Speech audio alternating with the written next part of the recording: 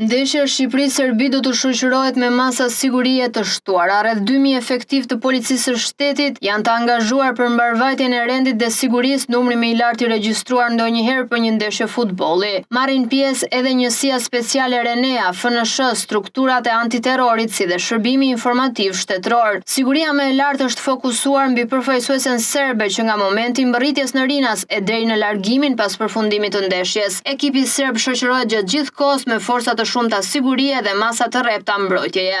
Antiterrori ka rol kyç në këtë operacion me detyra të posaçme për kontrollin e perimetrit të stadiumit, monitorimin e pikave të hyrjes në territorin shqiptar dhe evidentimin e çdo rreziku të mundshëm. Në të gjitha pikat kufitare janë shpërndar prej një jave lista me persona me prirje ekstremiste, të cilët nuk do të lejohen të hyjnë në Shqipëri. Në stadiumin Air Albania janë instaluar sisteme sigurie të avancuara, përfshir kamera me teknologji face recognition, kamera televizionale për monitorimin në kohë reale, pushka antidron dhe pajisje për neutralizimin e çdo droni që mund të paraqesë rrezik nga ajri. Po ashtu të gjitha rrugët që të çojnë në stadium do të jenë të bllokuara nga ora 15 derisa të përfundojë ndeshja dhe qarkullimi në zonën përreth do të kufizohet rreptësisht. Policia ka hartuar plan të detajuar kontrolli që përfshin verifikimin e biletave dhe dokumenteve të identifikimit për çdo tifoz që hyn në stadium. Policia do të ushtrojë kontrolle të imtësishme ndaj tifozëve përpara hyrjes në stadium me qëllim ndalimin e futjes së sendeve të ndaluara si banderola me përmbajtje raciste,